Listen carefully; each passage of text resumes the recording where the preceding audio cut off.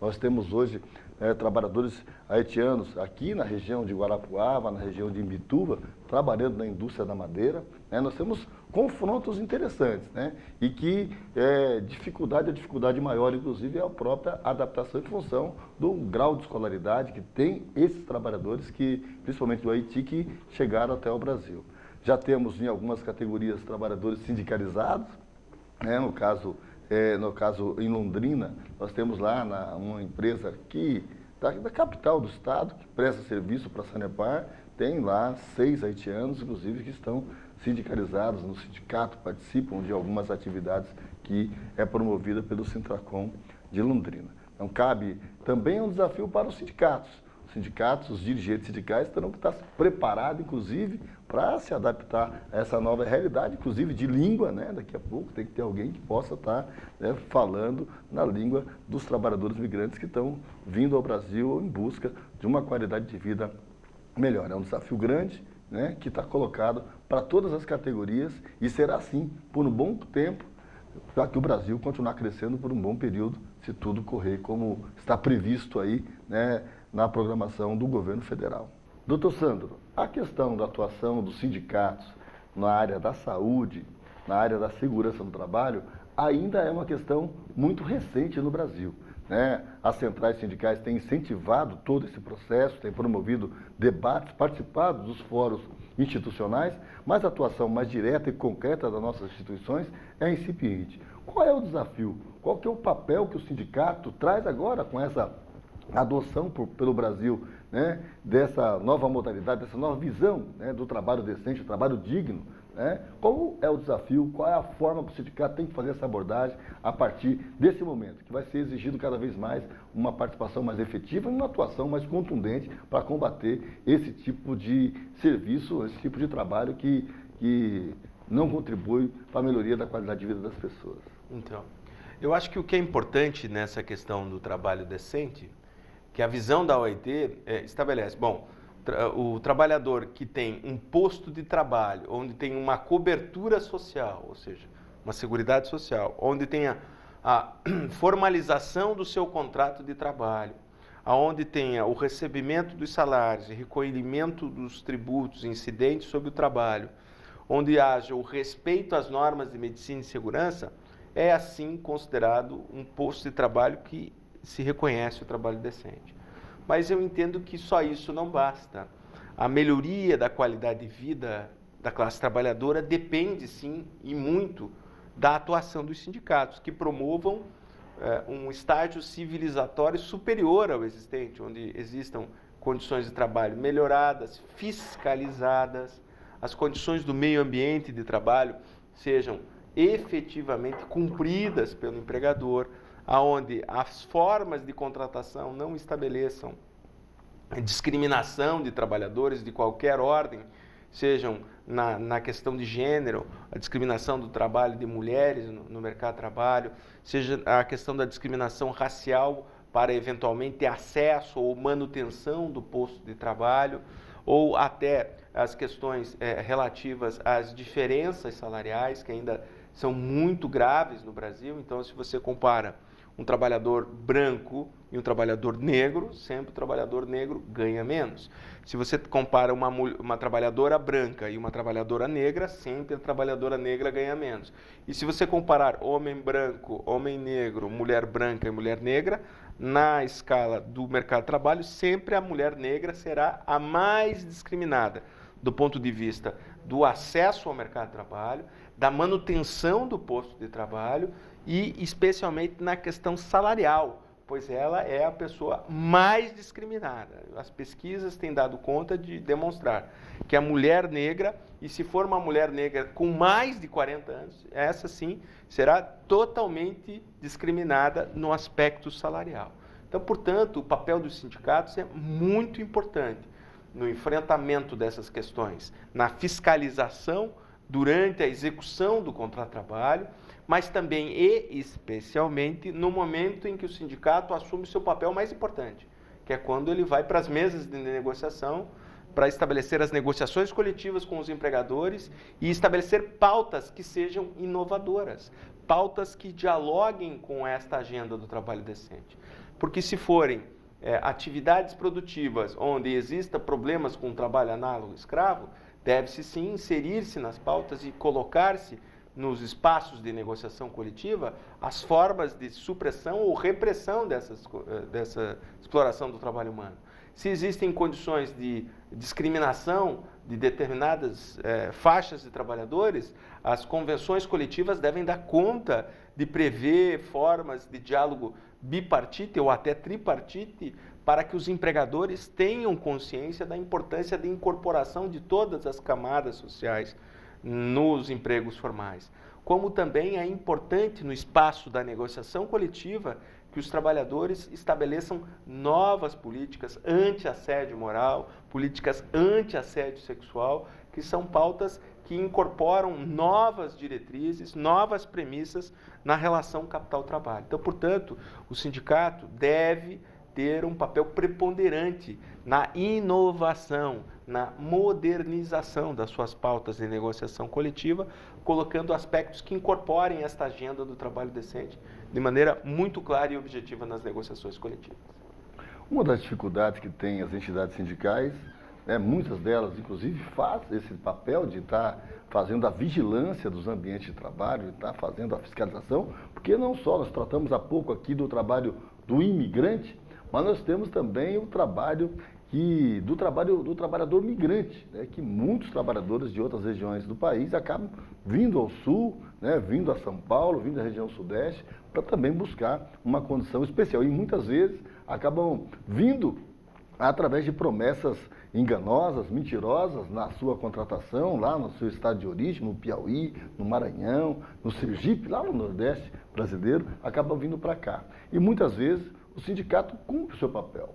Mas nós temos algumas dificuldades. E uma das dificuldades que nós temos é que muitos órgãos que têm o papel de realizar a fiscalização, de exigir e cumprir o seu papel, o papel de polícia, a fim de garantir que os nossos trabalhadores não sejam submetidos a essa condição de análoga de escravo, ou uma condição que não seja decente de trabalho, acabam não tendo essa condição.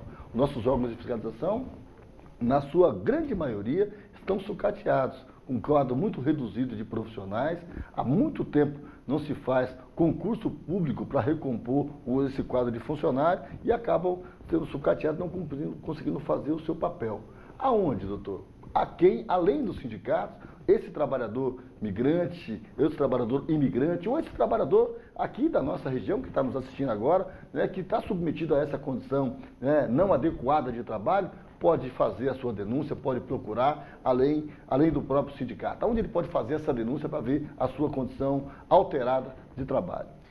Isso que você fala é muito importante, Denilson, porque esse programa deve estar sendo visto por vários trabalhadores e que, portanto, devem ter esse programa como uma referência na orientação dos seus direitos. O que é importante? Aquele trabalhador que se sinta desrespeitado ou que se sinta logrado nos seus direitos, deve sim procurar o sindicato profissional. Não existindo um sindicato profissional próximo ao seu local de trabalho, pode buscar a Delegacia Regional do Trabalho, a Superintendência Regional do Trabalho, nos seus plantões de orientação que tem auditores fiscais de trabalho para promoverem essa orientação e até chamarem o empregador para eventual regularização de problemas. Pode também buscar esse trabalhador, o Ministério Público do Trabalho, denunciando eventual violação a direito junto a um procurador do trabalho ou às sedes das procuradorias que estão instaladas nos grandes municípios do nosso estado. Além disso, caso não haja uma estrutura adequada, pode procurar os promotores de justiça, que têm sim legitimidade para, numa situação extrema, buscar uma composição de eventuais direitos ou violações que estejam ocorrendo de maneira muito grave.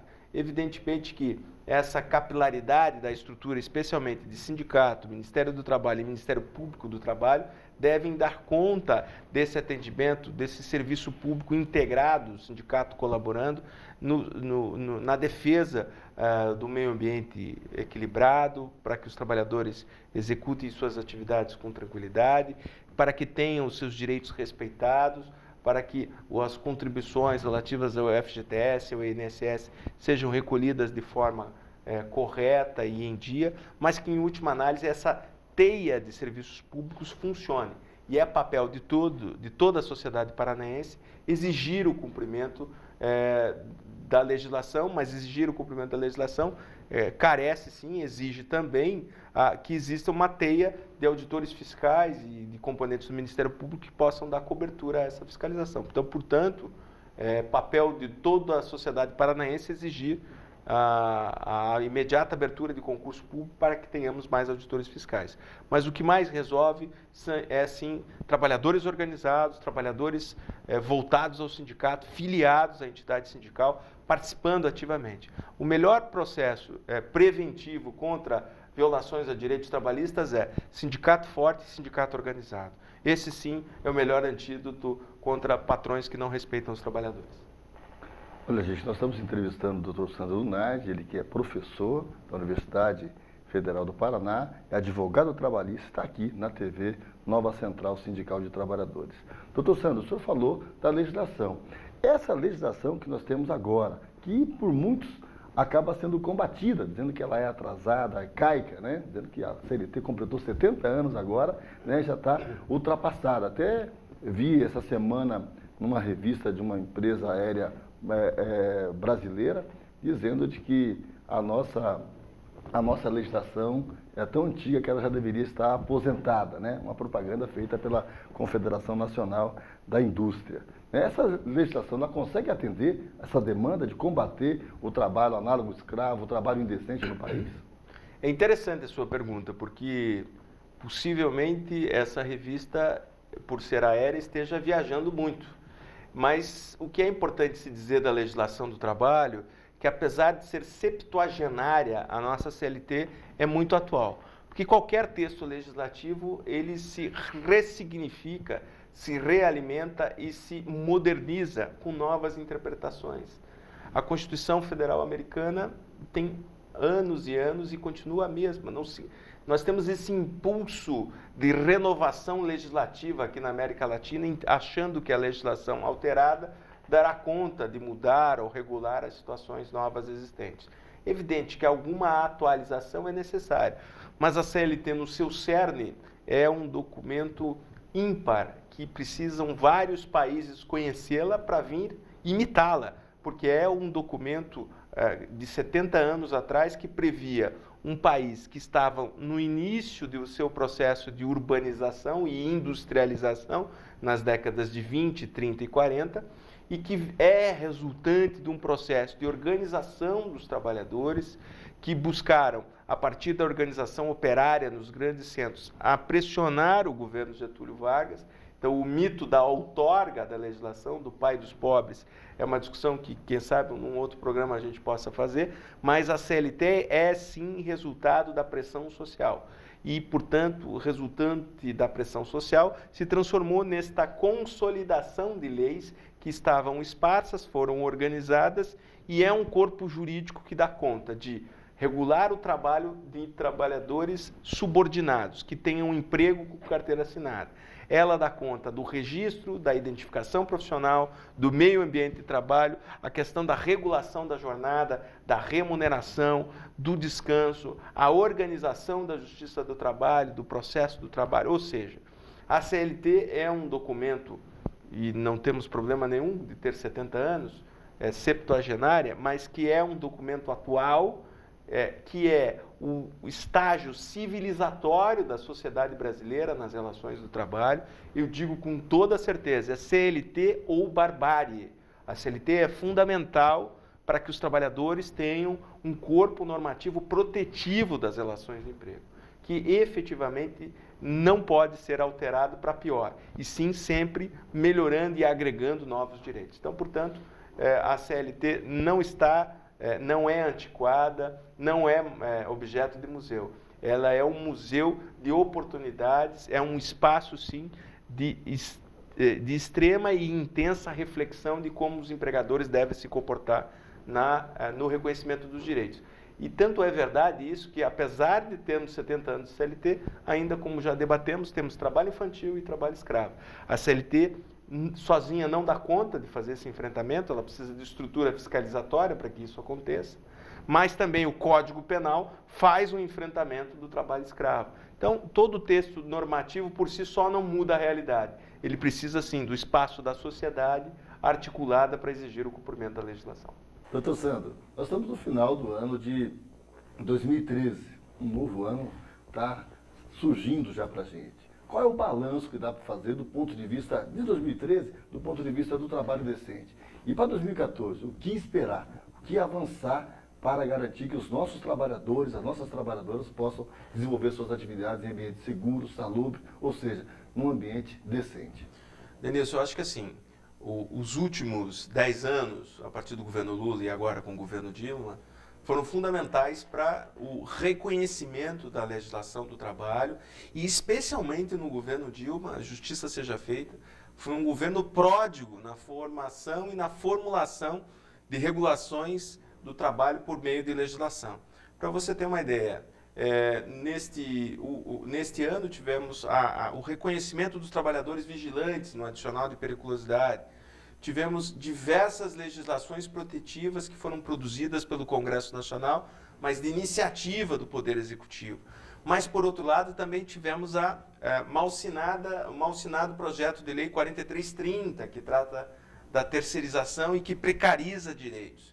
Mas o balanço geral, na minha opinião, é um balanço geral positivo, onde os trabalhadores avançaram, as negociações coletivas, via de regra, na sua maioria, asseguraram reajustes superiores ao aferido pela inflação, as negociações coletivas ampliaram direitos, o número de greves foi um número de greves interessante, o que significa e é um sintoma de que os trabalhadores estão organizados e reivindicando direitos, mas, em último caso, o que nos espera em 2014 é sempre uma frase que digo, orai e vigiai, porque as alterações legislativas que tramitam no Congresso Nacional, em qualquer cochilo do movimento sindical e das centrais sindicais, elas são aprovadas no sentido de minorar e prejudicar direitos. Eu acho que a grande pauta do movimento sindical brasileiro em 2014 primeiro, extinguir com aquele projeto de terceirização, que é o projeto de lei 4330, tendo isso como tarefa e missão no primeiro semestre de 2014 e no segundo semestre de 2014, sim, cuidar dos interesses da classe trabalhadora na sua representação política no Congresso Nacional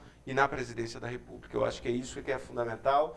A representação dos trabalhadores nas casas legislativas são fundamentais para que produzamos leis que sejam favoráveis à classe trabalhadora. É importante ressaltar que vários avanços mesmo. Ao longo desse período, nós conseguimos estabelecer no governo Dilma a política de valorização do salário mínimo, que até então, no governo Lula, era negociada de forma anualizada, todos os anos a gente sentava e definia, agora na verdade nós definimos isso de forma da lei, estabelecemos a correção da tabela do imposto de renda, aí não é a reivindicação das centrais sindicais, hoje 4,5% anualmente é feita a correção, ficou congelado por muito tempo.